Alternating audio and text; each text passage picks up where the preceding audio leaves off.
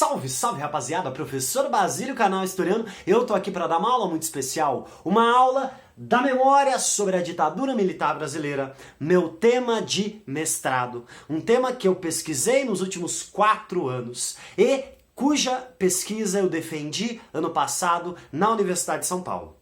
Essa é uma forma também de devolver à sociedade, agradecer à sociedade pelo investimento na minha formação enquanto pesquisador. Essa é uma aula especial porque eu trago a vocês a minha pesquisa.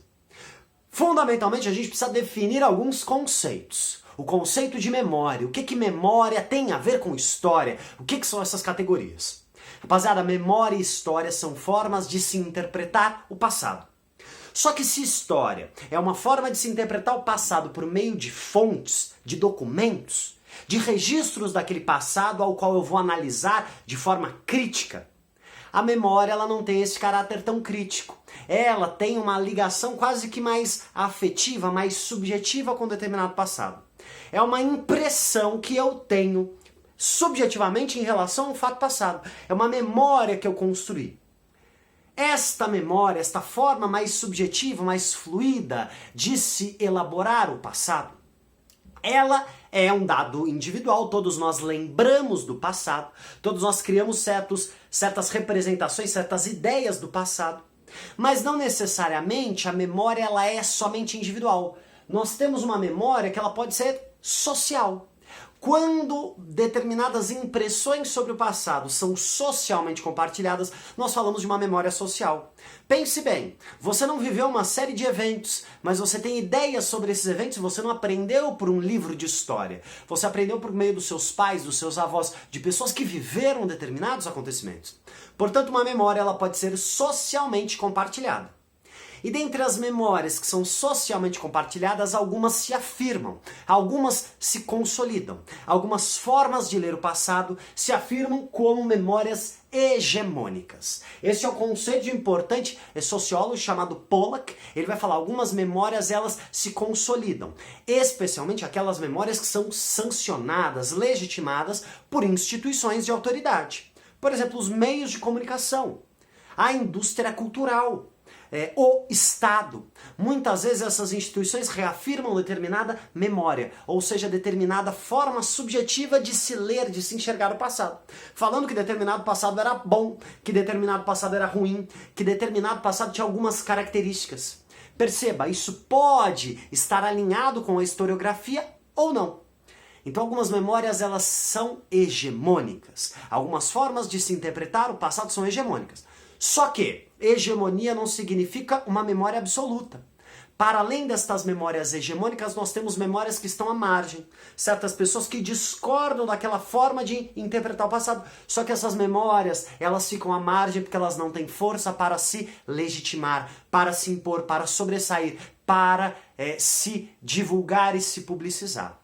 Essas categorias são muito importantes, porque nós vamos estudar as memórias sociais sobre a ditadura militar. Nós vamos fazer uma periodização porque estas memórias elas não são constantes, mas elas se alteram de acordo com a conjuntura política. Porque em última instância, memória é uma arma política.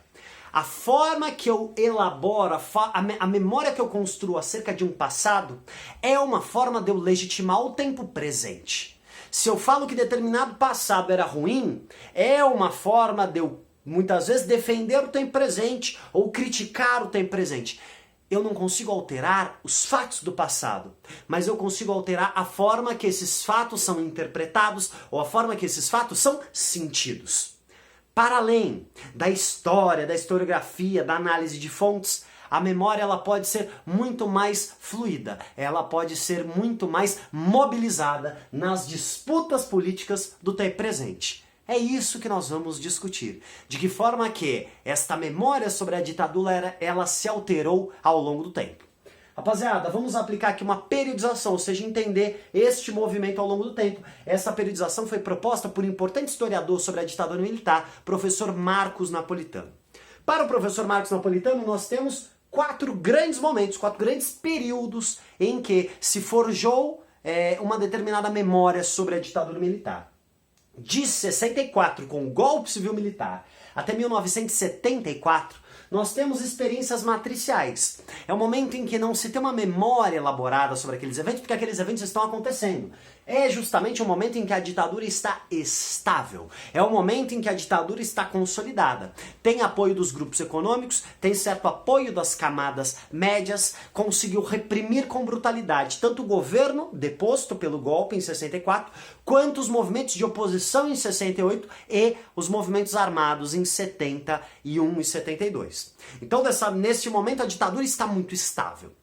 Só que a partir, diz Marcos Napolitano, a partir de 74, essa estabilidade começa a ruir. A ditadura está perdendo uma certa hegemonia. Este é o momento em que vamos ter a gestação de uma memória crítica à ditadura militar. Esta memória crítica à ditadura militar, ela vai se forjar e vai se estabelecer até pelo menos 1994. Esta memória crítica à ditadura, e perceba, 74 é o ano da crise do milagre econômico. É o ano de um governo Geisel tentando gerir a crise. É o ano em que importantes setores que apoiaram o golpe começam a se afastar. É o ano em que a luta armada já havia sido exterminada. Então, desta forma, a ditadura já não era mais um mal necessário para certos setores liberais. Vamos ver. Rapaziada, esta memória crítica à ditadura, ela vai ser forjada por setores liberais que apoiaram o golpe, mas que agora estão tentando se distanciar da ditadura. Ao mesmo tempo, por uma esquerda moderada, que na década de 70 está muito ligada ao PCB. Você fala, nossa, liberais e esquerda moderada se juntam contra a ditadura? Sim, é uma aliança tática. Golpistas de 64 e golpeados de 64 se juntam contra a ditadura. E constroem, mas você vai perguntar, pô, mas por que a esquerda se junta? Porque desta forma eles se opõem à ditadura, eles conseguem fazer uma aliança com um setor estratégico muito importante, e além disso, eles não precisam de autocrítica. Por que perderam em 64? Por que perderam em 68? Por que perderam em 72? Ou seja, eles podem se colocar como vítimas e se silenciam também sobre os seus erros, assim como os liberais se silenciam sobre o seu apoio ao golpe e à ditadura. Rapaziada, esta memória crítica à ditadura vai se consolidar a partir de uma ideia. A sociedade é vítima da ditadura. A sociedade é uma vítima, mas uma vítima que resiste. Não por acaso as grandes expressões dessa sociedade resistente será a imprensa, serão os artistas censurados, serão aqueles que foram para o exílio. Uma sociedade que lutou, uma sociedade que resistiu e uma sociedade que nunca apoiou a ditadura. Como se a ditadura fosse um corpo estranho à sociedade brasileira, marcadamente cordial. Guarda esta ideia. Desta forma começou a se forjar uma certa oposição, como se a ditadura fosse uma coisa que caiu aqui do nada sem qualquer apoio social. Um dado muito marcante desta construção de uma memória crítica à ditadura é o ano de 1979, o ano da anistia ou da autoanistia. O momento em que os militares vão impor um perdão, vão impor um pacto de silêncio. Ou, na perspectiva também do professor Marcos Napolitano, em outro artigo, um importante artigo, a ditadura vai impor um tabu, um interdito, um silêncio. Esqueça-se o passado. Bola para frente. Nada de discutir o passado, afinal, estão todos perdoados. Aqueles que foram mortos pelo regime e aqueles que mataram pelo regime. É aquela ideia do auto-perdão, aquela ideia de um silêncio imposto. Rapaziada, esta autoanistia é um pacto de silêncio. Porque até mesmo setores liberais e até mesmo esquerda moderada aceitam, de certa forma, apesar da discordância, aceitam a anistia. Dessa forma se joga uma pá de cal sobre o passado, se silencia sobre o passado e bola para frente. Viva a democracia, Brasil em processo de transição. Mas um processo de transição que silencia-se sobre o passado. Muito bem. É desta forma que o Brasil vai se redemocratizar, sem verdade, memória e justiça. Pelo contrário, uma política de silêncio. Muito bem. A partir de 1994, ou seja, governo FHC, ex-exilado, ex-perseguido político, de forma moderada, sem dúvida, mas um perseguido político. De 94 até 2004 vão começar algumas leis de memória. o Estado brasileiro vai criar algumas políticas de memória, algumas políticas de reparação, mas sem nunca verdade e sem nunca justiça. São políticas de indenização àqueles que foram mortos ou desaparecidos. Uma política que vai, pouco a pouco, de forma tímida, de forma a não tensionar o pacto de silêncio, de forma a não tensionar o tabu. Ou seja, vamos aqui dentro das brechas possíveis oferecer indenizações àqueles que foram vitimados pela ditadura, mas sem, contudo, oferecer justiça àquelas pessoas. Em outras palavras, eu ofereço uma certa indenização a estas pessoas sem nunca punir aqueles que foram responsáveis pelas violações. Eu estou tentando, de uma certa forma, conciliar. De certa forma, aquele passado ele não é trazido à tona. Diferentemente, por exemplo, da ditadura argentina, diferentemente da ditadura chilena, no Brasil existe um silêncio sobre a ditadura militar. O que importa é o futuro e o passado ele é silenciado. O problema, e perceba um aspecto importante, liberais e esquerda moderada se juntaram contra a ditadura. A grande manifestação disso é a campanha das diretas já. Quem estava nas diretas? Estava o MDB, estava Ulisses Guimarães, estava o que seria o PSDB, Fernando Henrique Cardoso, Mário Covas, estava Leonel Brizola do PDT, estava Luiz Inácio Lula da Silva do PT. Ou seja, temos ali uma articulação de setores liberais e de setores mais à esquerda, juntos, sociedade resistente, sociedade vítima contra a ditadura. O problema é que, em 2004, nós temos uma nova, segundo Marcos Napolitano, nós temos uma mudança muito profunda aí. Que mudança é essa? Nós começamos e percebe, esta mudança ela é marcada pela ascensão justamente do Partido dos Trabalhadores ao poder. E o PT tem na sua composição muitos egressos da luta armada. Dentre eles, olha que interessante, a futura presidente é Dilma Rousseff, ex-militante da VPR, ou seja, de uma organização armada. Então perceba, quando o PT ascende ao poder, e o PSDB, ambos, perceba, PT e PSDB eram pactários deste pacto da democratização, deste pacto da conciliação, deste pacto da moderação. Só que a partir de 2004, segundo Marcos Napolitano, nós começamos a ter uma série de revisionismos, ou seja, uma tentativa de rever aquele passado e, fundamentalmente, uma disputa de memória, uma memória como arma política. E que revisionismos são esses? Historiadores de ofício, importantes historiadores, grande historiador Daniel Arão Reis, Denise Rolenberg, alguns historiadores começam a questionar a ideia de sociedade resistente. Segundo esses historiadores, a sociedade não foi resistente, pelo contrário, a sociedade foi indiferente ou colaboracionista. Ou a sociedade apoiou a ditadura ou a sociedade se silenciou perante a ditadura. Nada de sociedade resistente, isso é um mito criado. Perceba, eles estão, por meio de documentação e por meio de fonte, questionando um certo mito, uma certa memória sobre aquele passado. Muito bem. Só que o revisionismo não fica apenas com os historiadores de ofício. Alguns grupos políticos começam a tentar reler e rever aquele passado. Setores de uma extrema-direita, saudosos da ditadura, começam a reafirmar um saudosismo da ditadura. Como se a nova república fosse um mal, como se todos os grupos dentro da nova república fossem uma mesma coisa, portanto PT, PSDB, Folha de São Paulo e Globo, todos comunistas, e esta nova república marcada pelo mal representava algo ruim se comparado à ditadura militar. É neste contexto que nós vamos ter, nos anos 2000, um importante expoente desta voz, que é o deputado federal Jair Messias Bolsonaro.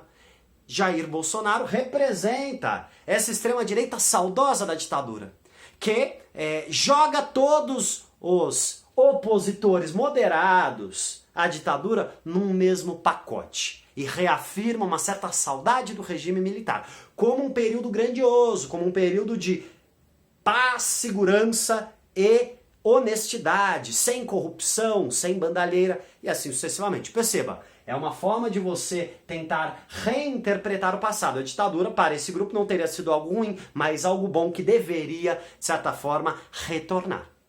Mas não só. Historiadores de extrema-direita releem o passado. Quem também relê? Setores liberais. De certa forma, PSDB começa, em sua oposição com o PT, a ser tensionado, a ser puxado para a direita. O PSDB começa a polarizar com o Partido dos Trabalhadores. Afinal, perdem em 2002, perdem em 2006, perdem em 2010, perdem em 2014. Eles vão se aproximando cada vez mais desta direita extremada. E o que é que estes setores liberais vão fazer? Vão reler o passado, ou seja, vão construir uma memória sobre o passado da ditadura, que podemos chamar de teoria de dois demônios. Os liberais vão falar: esquerda e ditadura são duas faces de uma mesma moeda, são ambos autoritários que afundaram o Brasil.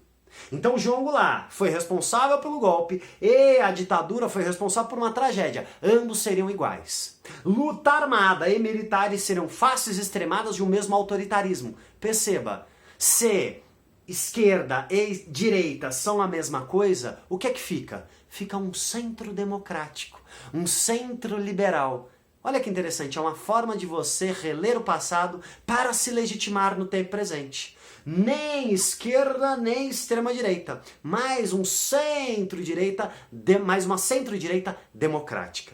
Teoria de dois demônios, uma equivalência entre torturadores e torturados, como ambos autoritários. Muito bem, o que nós teremos também? Nós teremos uma esquerda moderada, especialmente ligada ao Partido dos Trabalhadores, ligada ao Estado, que vai querer reler este passado e vai falar: aquelas pessoas que pegaram em armas, na verdade não são guerrilheiros terroristas, mas são heróis da democracia, são resistência democrática. O problema é que as organizações armadas não estavam lutando por esta democracia pactuada, por esta democracia moderada e conciliatória. Talvez por um regime de transformação política e social. Alguns com uma vertente mais ou menos socialista. Mas não essa democracia com necessidade de centrão e de PMDB. Mas perceba, a própria esquerda está relendo o passado como forma de legitimar os seus quadros como heróis da democracia que vivemos. Importantes discursos de Dilma Rousseff vão nesse sentido: lutei pela democracia. Como se a luta na década de 70 fosse por essa democracia que tivemos. Perceba, o passado então está sendo mobilizado para as disputas políticas do presente. Rapaziada, e por fim, os ex-presos políticos são uma memória profundamente marginal. Os presos políticos estão no meio desta bagunça toda, reivindicando o quê? Fundamentalmente, justiça. Os presos políticos estão reivindicando justiça, ou seja, prisão e punição aos notórios torturadores. Rapaziada, de certa forma, o que aconteceu? Aquela unidade da resistência democrática, ela ruiu. E quando ela ruiu, memórias marginais, memórias que estavam à margem, começam a emergir, começam a se fortalecer. De certa forma, as bases da nova república, a conciliação e a moderação começam a se esfacelar. Muito interessante.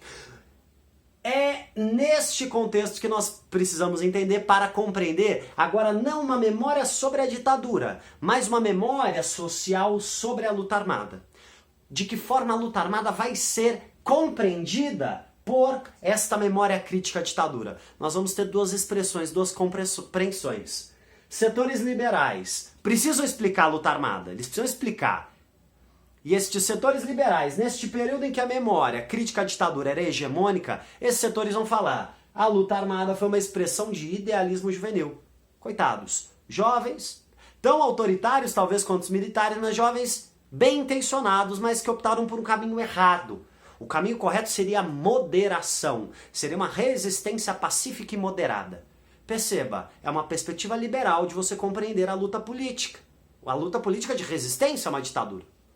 Uma das grandes expressões desse idealismo juvenil é o livro de Fernando Gabeira. O que é isso, companheiro? Já setores de esquerda vão, como eu já disse, compreender a luta armada como uma expressão de resistência democrática. Eram heróis da democracia. Muito bem, uma coisa um pouco anacrônica. Só que tanto liberais quanto esquerda vão partilhar de uma coisa: a ideia de que vencemos a ditadura. A ideia de que a ditadura foi vencida. A ideia de que a resistência venceu. Alguns filósofos, dentre eles Florestan Fernandes, dentre eles o importante filósofo Paulo Arantes, discordam desta ideia. Para esses pensadores, a ditadura ela se encerrou justamente no momento em que ela consolidou o seu projeto. Ela consolidou a moderação e a conservação dos privilégios como a estrutura central da nova república. Uma república formalmente democrática, mas uma república que continua exterminando todos aqueles não alinhados e uma república que não consegue tocar nos privilégios estruturais da sociedade brasileira. Paulo Arantes diz, no momento em que a ditadura consolida seu projeto, ela simplesmente entra em recesso, mas pode a qualquer momento levantar a bandeira e ameaçar novamente a ordem institucional, por se o pacto da moderação e do silêncio for tensionado. Percebam, no momento em que houve um tensionamento a este pacto de silêncio, a este tabu, com a Comissão Nacional da Verdade, por exemplo, nós tivemos dos quartéis gritos raivosos. Perceba, a ditadura é um passado presente. A ditadura é um passado em disputa, porque essas memórias em disputa são mobilizadas como armas políticas do tempo presente. Compreender este passado e as múltiplas interpretações desse passado é entender certos dilemas do tempo presente. A minha pesquisa se chama Entre o Trauma e o Tabu, o não lugar da memória da luta armada na transição pactuada brasileira. Agradeço sua paciência, um forte abraço e viva a resistência em tempos sombrios.